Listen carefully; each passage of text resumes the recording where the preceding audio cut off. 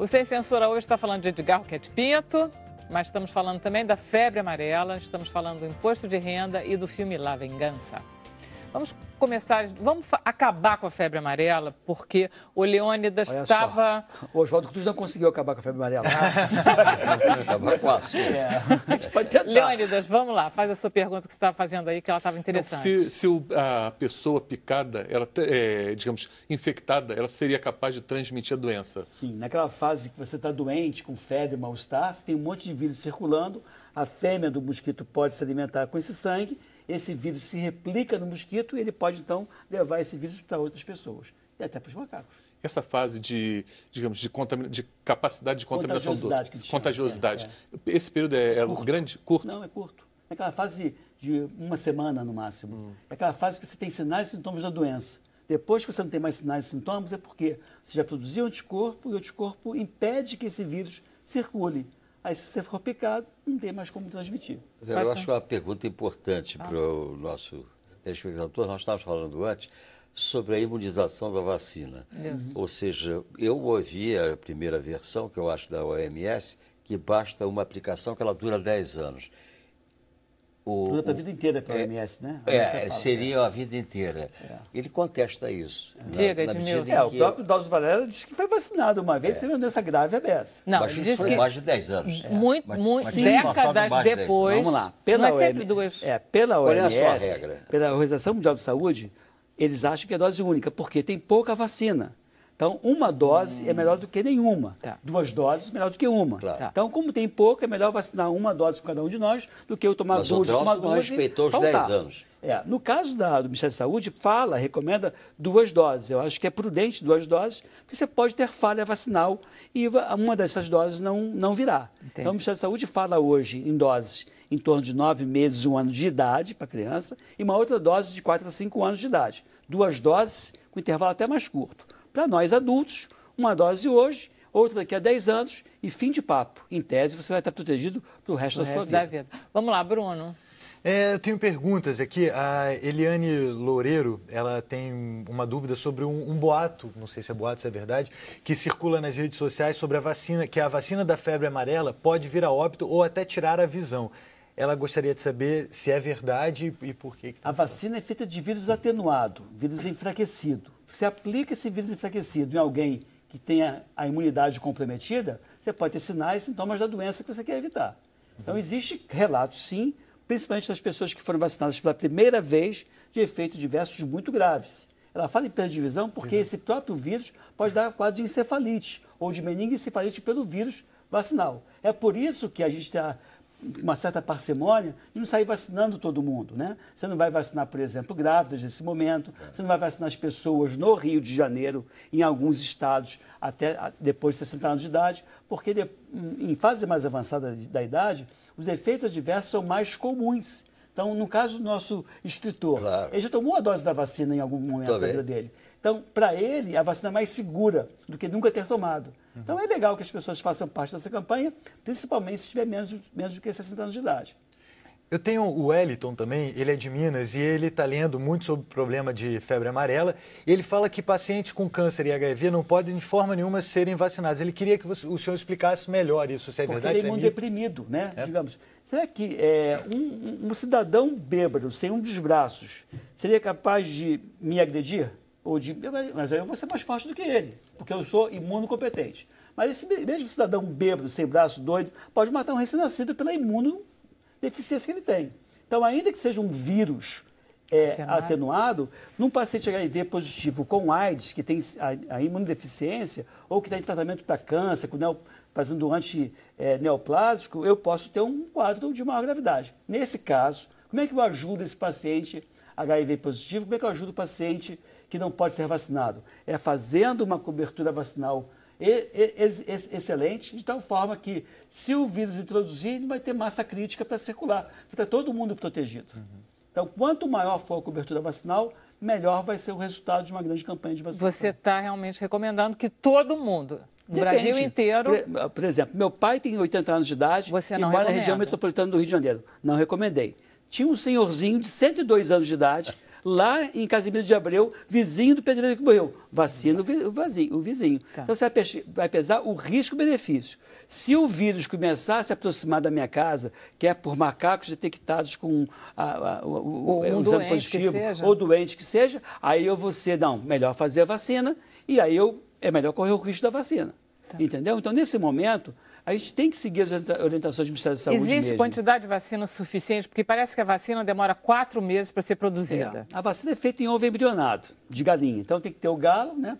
Passando aquele papo na galinha, colocando aquele ovo embrionado, levando esse ovo embrionado, que não ganha qualquer ovo, para fazer... Ele deve ser assim nas aulas. Assim, claro. Mas não é, todo mundo entende que é o ovo embrionado. Tem até que ter o galo, está disposto, a galinha também, e aí você pega, leva esse ovo, e demora realmente um tempo para você produzir. É uma vacina muito artesanal. Tá. Então, assim, o Ministério da Saúde tinha... Eu não estou aqui defendendo o Ministério da Saúde, não. Eu sou inclusive, sou do Ministério da Educação. Eu sou professor da UFRJ.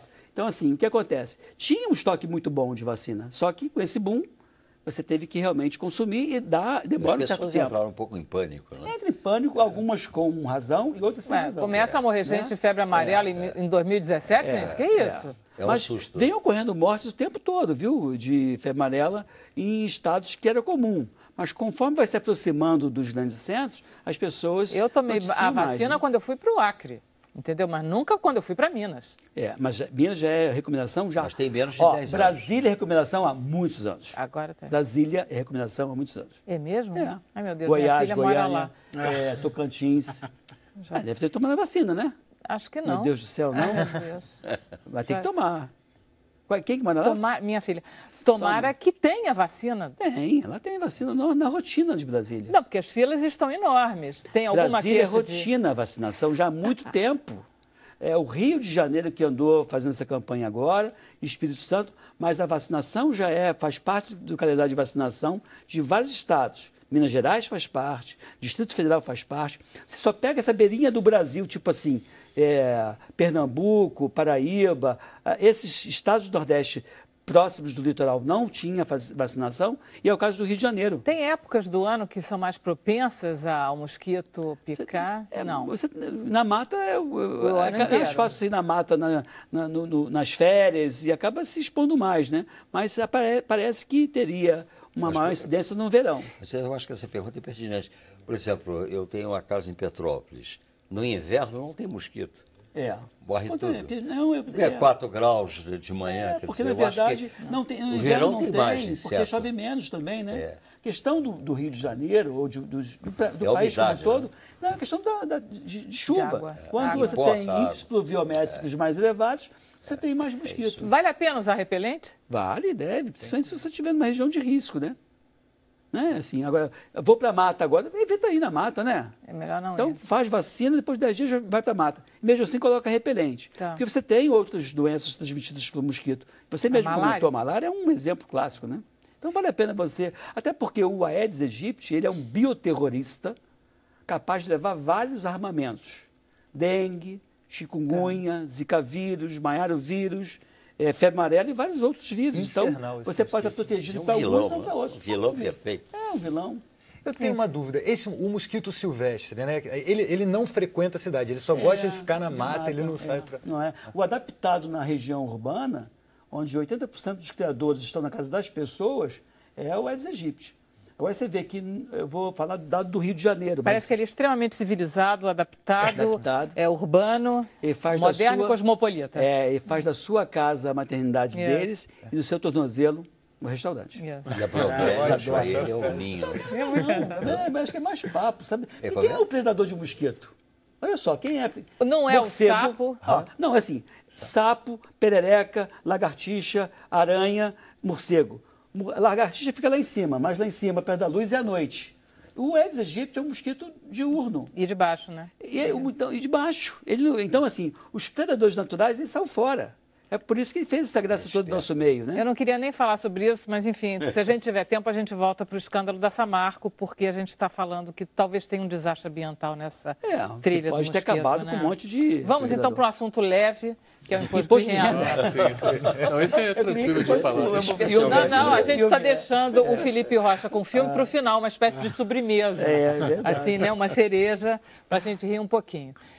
Leônidas, mudanças no imposto de renda? Não, a legislação tem se mantido estável já há anos. Nem a tabela do imposto de renda mudou, então mudança praticamente nenhuma. O programa a gente tem procurado facilitar a vida do contribuinte no preenchimento do programa.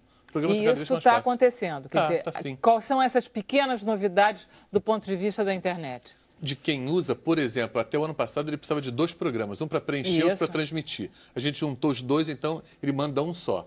A questão da atualização do programa. Da mesma maneira que você tem os apps, que você tem que, de vez em quando, atualizar, o programa da Receita agora já se atualiza automaticamente. Você abriu o programa, está ligado na internet, ele já atualiza automaticamente. E eu diria que isso é o principal. E a outra novidade é a informação do e-mail e do telefone celular. Por quê? Porque a Receita pretende se comunicar melhor com o contribuinte. E hoje em dia é difícil quem não tem um e-mail ou pelo menos um celular. Qual é o telefone que a Receita Federal disponibiliza para a gente consultar em caso de dúvida? É 146. 146. Eu liguei uma vez porque eu sou muito metida a autônoma. Eu acho que eu sei fazer. Conclusão, eu faço tudo errado, sou chamado, já fiz 50 vezes declarações certificadoras, vou na Receita, reclamo, enfim. Mas eu tento fazer. Uma vez eu fiquei 40 minutos com uma moça, porque eu não conseguia justamente enviar a declaração. E era a Raquel, lá de Pernambuco, que me dizia, vamos, minha senhora, aí, faça isso. Eu fazia e tal. Eu digo, não foi, Raquel. Finalmente, depois de 40 minutos, eu disse, foi, Raquel, foi. A Receita partiu a declaração. Aí ela me disse, sangue de Jesus tem poder, dona Vera. A Receita Federal agradece sua ligação.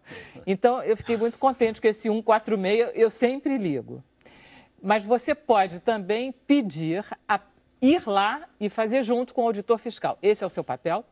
Não, eu pessoalmente cuido da malha. Depois que você entrega a declaração, ela é processada e aí fica, digamos, retida da malha ou não. Ah, tá. Atualmente, 2 dias são suficientes para você saber se caiu na malha ou não. Você transmitiu a declaração hoje, daqui a 2 dias entra na internet, você vai ver se caiu na malha e por que caiu na malha. Ou porque omitiu algum rendimento, que é o campeão de retenções.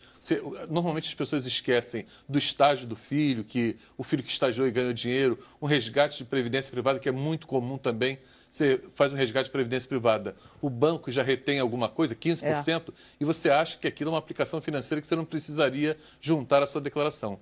Mas tem um tipo de aplicação em previdência privada que é sujeita ao ajuste.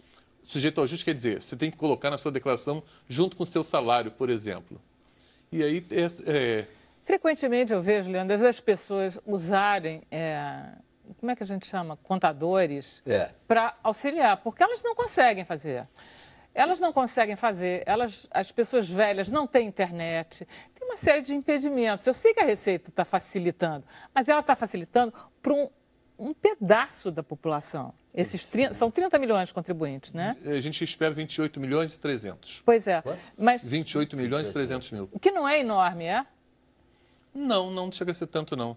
Nós somos 200 milhões de pessoas. Mas com acesso à internet, você está falando? Depois eu gostaria de perguntar ao nosso querido amigo qual é a porcentagem de retenção na malha. Dá em torno de 5%. 5% só? Só? Então as pessoas fazem bem o imposto. Fazem.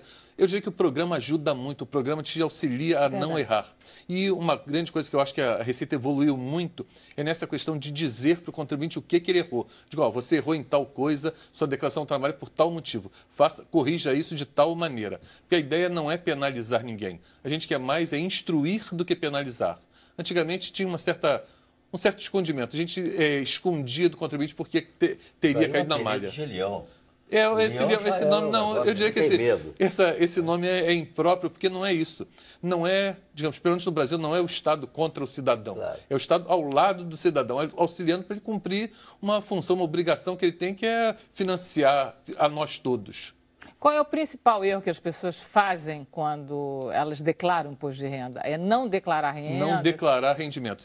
Metade das pessoas que ficam retidas em malha é por esquecer de algum rendimento. E o fazem por ignorância, não é por... Eu garanto que não é por, má fé. As pessoas erram por não saberem.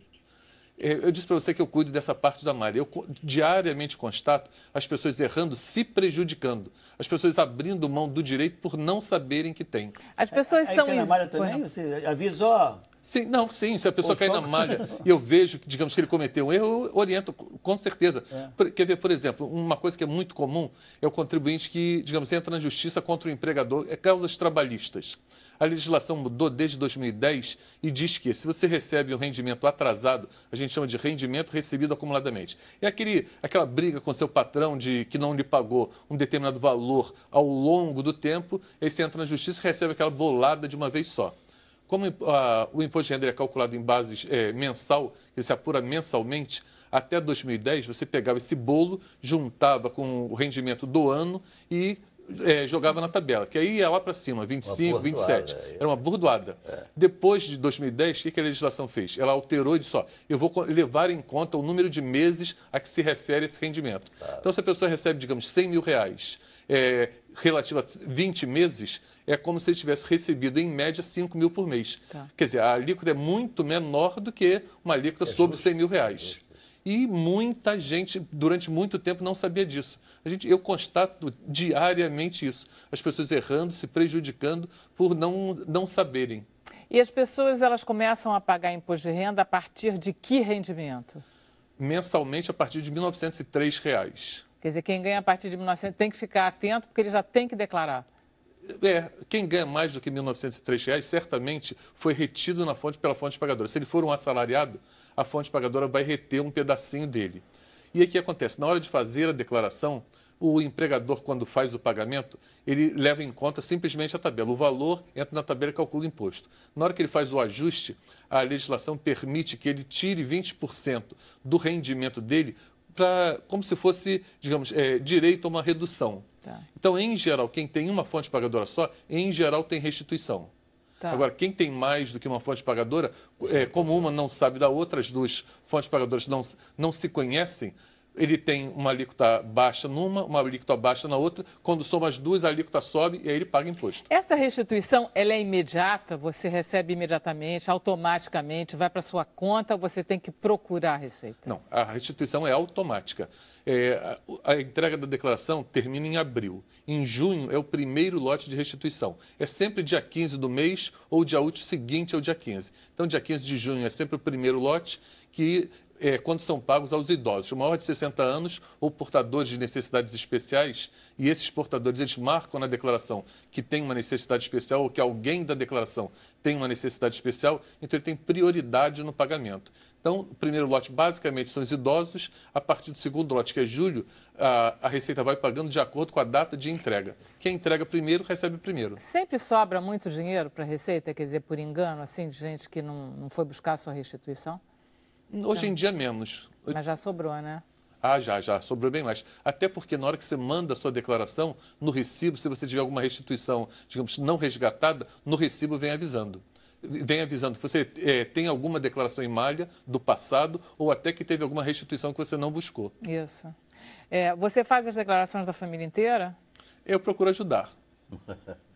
Aliás, Bruno, nós temos alguma pergunta? Temos sobre febre amarela, por enquanto. Então tá, deixa eu fazer o intervalo, a gente volta que vai pintar alguma coisa. Mais um intervalo e o Sem Censura volta.